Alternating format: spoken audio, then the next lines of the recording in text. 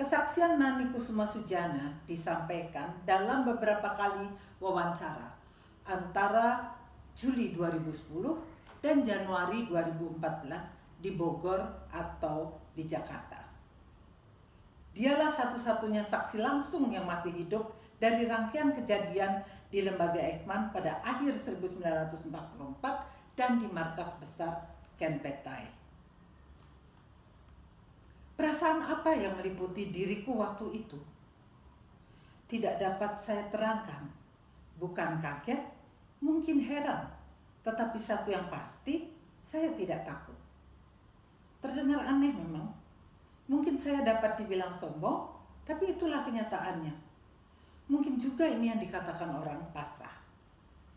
Setelah singgah sejenak di Laboratorium Pendidikan Mikrobiologi di Jalan Pegangsaan, untuk alasan yang tidak diketahui, mobil sedan itu segera menuju markas besar Ken Petai di Koningsplein.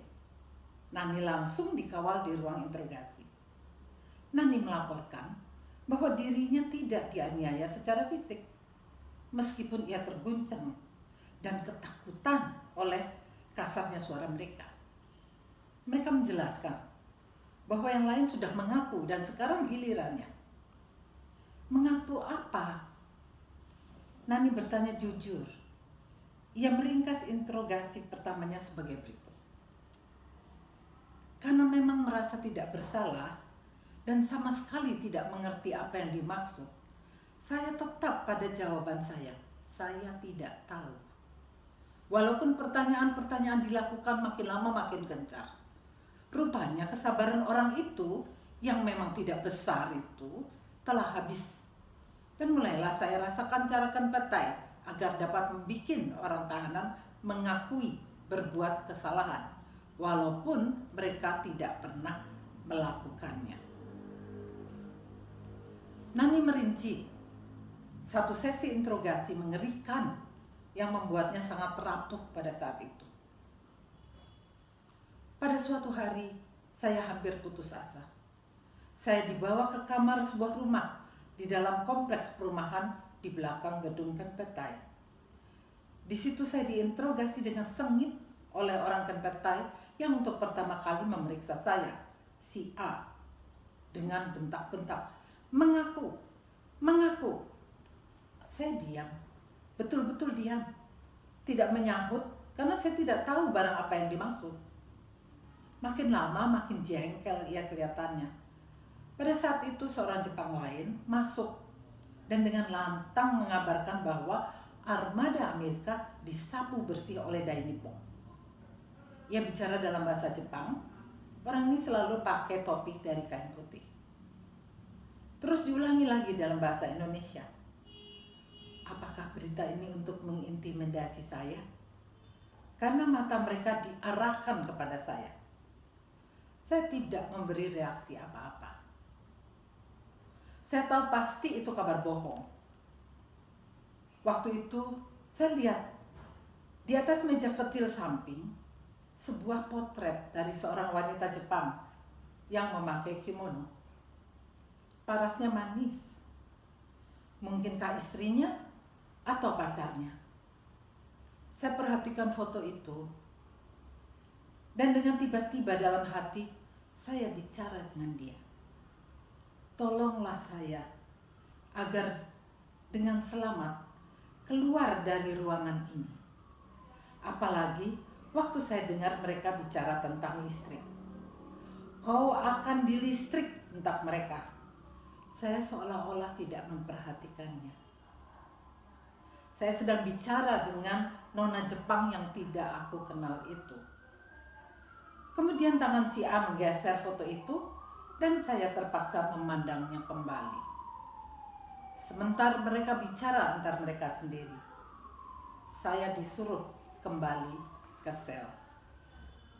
Apa yang saya bacakan adalah kutipan dari eksperimen keji kedokteran penjajahan Jepang, tragedi Lembaga Eijkman dan vaksin maut Rumusha 1944-1945. Selamat Hari Ibu Indonesia.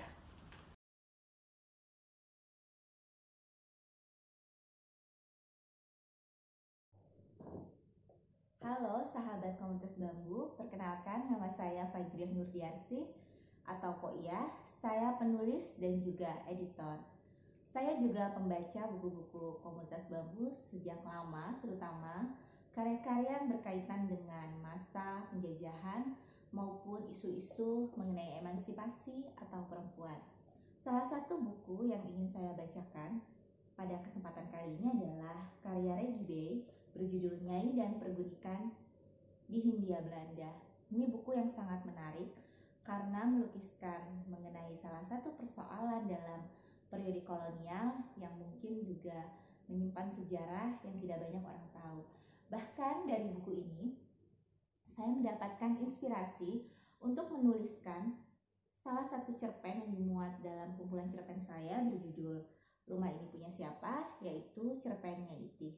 Baik, saya bacakan bagian fragmen yang menurut saya menarik tentang para gundik dan anak-anak. Halaman 150.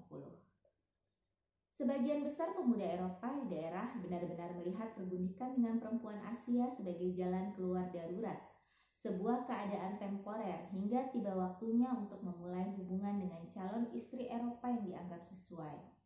Karena itu, kehadiran anak-anak dalam hubungan tersebut merupakan hal yang tidak diinginkan. Konsekuensi Saman Leven ini dilimpahkan kepada perempuan pribumi. Sang perempuan harus bertanggung jawab atas ketersediaan alat pencegah kehamilan. Seorang gundik Asia yang hamil di luar kehendak sang majikan biasanya akan diperintahkan pergi. Namun terkadang ada juga yang disuruh pergi tidak lama selepas persalinan. Dalam dua kemungkinan tersebut, sang nyai lalu kembali ke dalam barak para kuli yang kemudian menjadi tempat untuk membesarkan anak-anak. Ada juga anak-anak yang diakui oleh ayah Eropa mereka dan sang nyai tidak langsung diperintahkan pergi. Biasanya sang nyai baru diperintahkan pergi ketika anak-anak dikirim ke tanah air sang laki-laki untuk mengenyam pendidikan atau ketika sang laki-laki kembali lagi ke Eropa bersama anak-anaknya. Dalam kasus semacam itu, sang perempuan pribumi pun kembali ke barak para kuli. Jika beruntung, para laki-laki Eropa pun memberikan kesempatan kepada sang perempuan untuk kembali ke keluarga atau tanah kelahirannya. Pada umumnya, mereka kembali ke Pulau Jawa. Ini adalah laporan mengenai kisah pergundikan dalam perkebunan-perkebunan di Delhi. Sahabat komunitas bambu, terima kasih. Selamat Hari Ibu. Semoga para perempuan berjaya, mandiri, bahagia, dan bisa menyumbangkan kiprahnya ke lingkungan masyarakat maupun dunia. Terima kasih. Wassalamualaikum warahmatullahi wabarakatuh.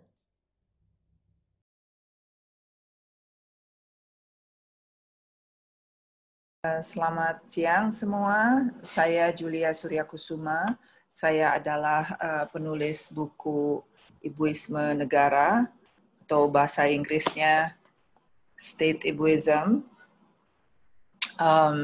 Dan saya akan membacakan cuplikan dari buku ini. Cuplikan ini berasal dari bab 6 halaman 118-119. Judulnya Negara, PKK, dan Pembangunan Masyarakat Desa, Implikasi Ideologis dan Pembangunan. Penelitian ini menyelidiki 3 soal pokok.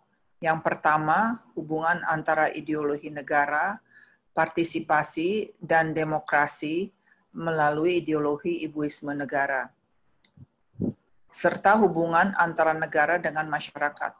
Kedua, saya menggunakan PKK sebagai studi kasus untuk memperlihatkan hubungan antara negara dengan masyarakat tersebut. Terakhir, saya menyoroti arti perempuan dan bangsa secara keseluruhan. Kondisi organisasi-organisasi perempuan di Indonesia masa itu merupakan cermin perkembangan politik pada umumnya sejak berdirinya pemerintah Orde Baru. Sejak saat itu, arena politik semakin menyempit dan pilihan-pilihan bagi partisipasi politik amat sangat berkurang. Terciptanya gejala Dharma Wanita, Ibuisme Negara, dan PKK bersamaan dengan bangkitnya birokrasi yang didominasi oleh militer bukanlah satu kebetulan. Bagi kaum perempuan, ini berarti hilangnya otonomi mereka secara keseluruhan. Bagi masyarakat, Ini berarti manipulasi dan perampokan salah satu dari kekayaan utamanya, yaitu tenaga kerja, dedikasi, dan otonomi kaum perempuan, yang merupakan separuh dari seluruh rakyat Indonesia. Sebagai studi kasus tentang interaksi negara dengan masyarakat Indonesia, PKK tidak hanya penting karena jangkauannya, tetapi juga relevan untuk memahami hubungan antara negara dan masyarakat. Gejala PKK memiliki dimensi tambahan yang kompleks, gender. Sebagai organisasi yang dibuat untuk kaum perempuan oleh kaum lelaki, oleh negara yang didominasi kaum lelaki, PKK berfungsi dengan sangat baik. PKK bukan mewakili kaum perempuan di Indonesia, melainkan kepentingan-kepentingan politik, ekonomi, dan ideologi elit penguasa. PKK itu absah, bukan sebagai organisasi masyarakat lapisan bawah untuk kaum perempuan, seperti yang diakuinya, tetapi dalam ketergantungannya kepada negara. Dalam konteks sosial politik masa kini, penyebar luasan ideologi ibuisme negara yang dikontrol dan diorganisasikan secara terpusat itu tidak hanya membuat kaum perempuan tergantung, tetapi juga menampilkan ketergantungan ini sebagai suatu ideal. Bila semangat demokratis, partisipasi, dan egalitarianisme bagi kaum perempuan gagal melalui ibuisme negara, bagaimana implikasinya bagi bangsa secara keseluruhan? Pada kesempatan ini, saya juga ingin mengucapkan Selamat Hari Ibu.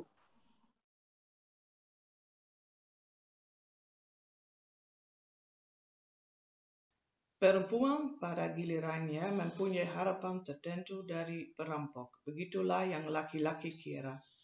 Seorang jurnalis bercerita bahwa ketika beberapa bandit datang dengan tangan hampa dan terluka pada sesuatu perampokan, istri mereka mendatangi lalu mencemooh, pergi untuk merampok dan pulang tanpa hasil dan cuma luka. Ungkapan lain tentang kejantanan, terutama gagahan dan keberanian, muncul serta ditekankan di sejumlah pembahasan. Si Pitung misalnya menyanyikan satu lagu ringan lalu minta segelas tuak saat dirinya dibawa ke rumah sakit karena luka parah. Ketika diancam dengan hukuman gantung, seorang rekannya yang lebih muda menjawab dengan acuh tak acuh, "Ya, gantung saja." Perampok lias sebelum kematiannya meminta keluarganya pergi. Perampok perempuan yang jumlahnya jarang itu pun juga punya keberanian. Di depan tuan tanah, dua penjahat berjongkok. Seorang pemuda berani dengan pandangan tak sopan di matanya, dengan pakaian robek yang menunjukkan penangkapan penuh kekerasan, dan seorang perempuan muda yang tidak malu-malu serta bertubuh molek. Ya, kajian mereka pagi-pagi buta tertangkap basah. Si tuan tanah melanjutkan bertanya, yang terbukti sedang sibuk merampok sebuah kandang kambing di lapangan. Keduanya, si perempuan berpakaian laki-laki, bersenjatakan sebuah revolver Colt bagus, beberapa golok, dan sebilah pisau raut. Dengan menghina, perempuan itu meludah ke lantai dan ketika si tuan tanah dengan nada tenang bertanya bagaimana mungkin ia juga melakukan perbuatan seperti itu, dengan tidak sopan ia menjawab, "Ya, kau sekarang sudah menangkap aku, tetapi kalau aku bebas lagi, kami akan merampok kau lagi."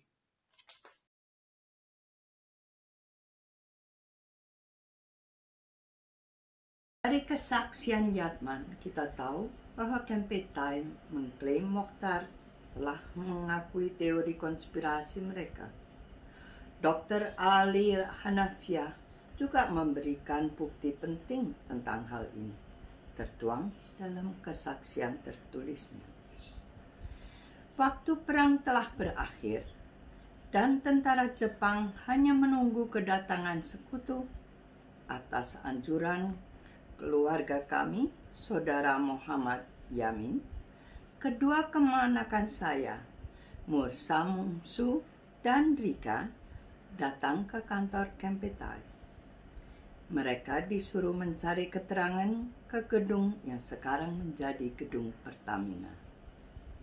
Yang menerima mereka orang Jepang.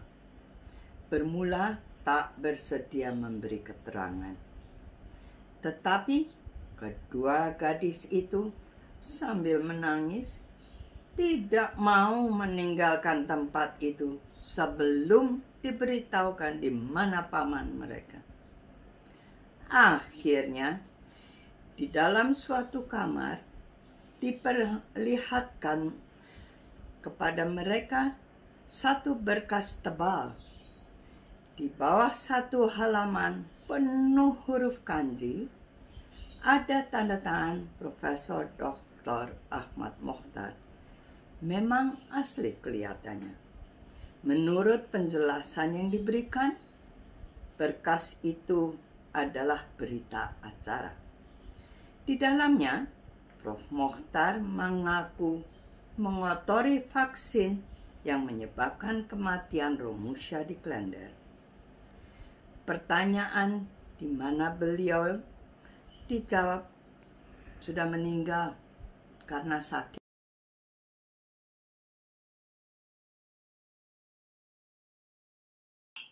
Halo, saya Nadia Karima Melati. Saya penulis buku Membicarakan Feminisme tahun 2019 terbit. Buku ini adalah kelanjutan dari capaian-capaian sejarah perempuan Indonesia, karya Cora Verde Destroyers. Saya akan bacakan apa saja capaian gerakan feminisme abad ke-21 dari salah satu subbab buku saya yang berjudul Sejarah dan Pencapaian Feminisme di Indonesia. Oke. Pada 2020, gerakan feminisme atau emansipasi perempuan di Indonesia memasuki babak ke-92 tahun. Terhitung dari masa kolaborasi perempuan-perempuan pendiri bangsa melaksanakan Kongres Ibu pertamanya. Banyak dari organisasi feminis masa kini yang telah memberikan kontribusi dan memajukan kualitas hidup yang adil gender, diantaranya Reformasi 1998 dan pendirian Komnas Perempuan. Berdirinya Komnas Perempuan yang mengakui identitas gender perempuan tidak hanya biologis, tapi juga sosial. Kemudian Undang-Undang Nomor 13 Tahun 2003 tentang ketenagakerjaan yang menyebut tentang cuti haid perempuan. Undang-Undang Nomor 23 Tahun 2004 tentang penghapusan kekerasan dalam rumah tangga dan pendirian Pusat Pelayanan Terpadu Pemberdayaan Perempuan dan Anak atau P2TP2A di seluruh kota dan provinsi. Selanjutnya ada Undang-Undang Kewarganegaraan tahun 2006 tentang hak asuh anak dan kewarganegaraan terbatas anak dari perkawinan campur atau perkawinan dengan WNA. Selanjutnya ada Peraturan Mahkamah Agung nomor 3 tahun 2017 tentang pedoman mengadili perkara perempuan berhadapan dengan hukum. Yang terakhir, kebetulan saya tulis adalah Kongres Ulama Perempuan di Pesantren Kebun Jambu Cirebon pada tahun 2017 yang menghasilkan fatwa melarang poligami. Capaian-capaian ini belum selesai karena masih banyak dan mungkin belum cukup terdokumentasikan. Advokasi kebijakan feminis dan pendokumentasian capaian-capaian feminis adalah pekerjaan rumah bagi gerakan feminis di Indonesia. Kondisi perempuan beragam, sehingga masing-masing perempuan masih harus berusaha menganalisis posisinya dan menciptakan perjuangan feminisnya. Sekian.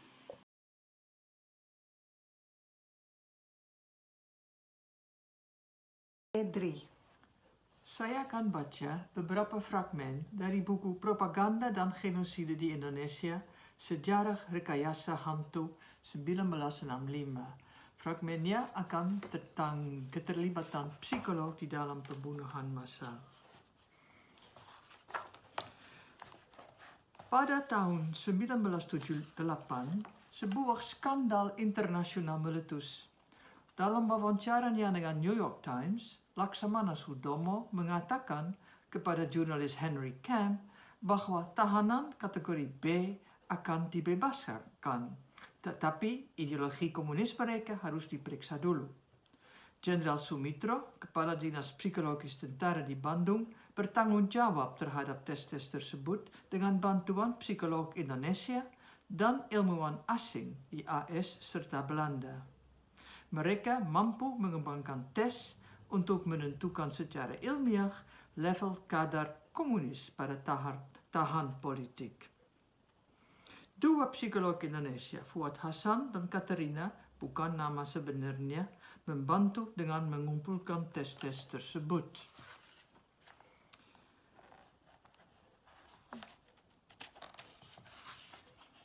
Pramudia menceritakan bahwa selain menilai pengetahuan agama para tahanan, tes psikologi tersebut digunakan untuk mengevaluasi pandangan politik pada tahanan.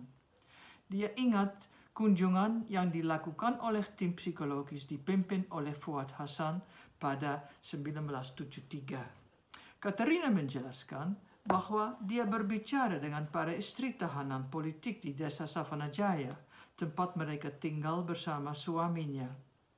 Para istri menolak mengubah status mereka dari tapol menjadi transmigran. Ini menunjukkan bahwa mereka sangat menyadari karakter dari status mereka. Katerina juga menyebutkan penyiksaan dan kekerasan seksual yang mereka alami. Namun, dia tidak pernah mempertanyakan mengapa para tahanan ditahan.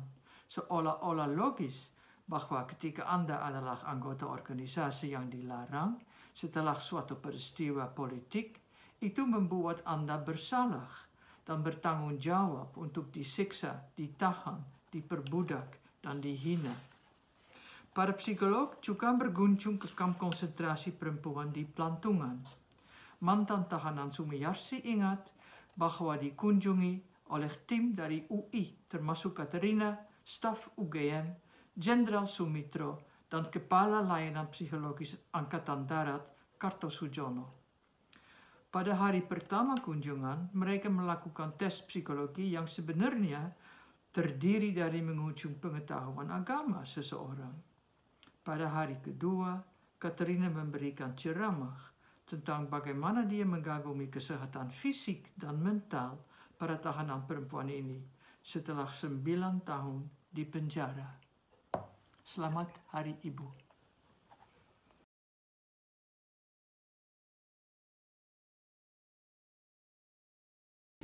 Hari ini saya akan membaca buku karya Rechi Bai berjudul Nyai dan Pergundikan di Hindia Belanda. Saya akan membaca kisah salah satu nyai di halaman 262 dari buku ini. Namanya adalah Rubiam.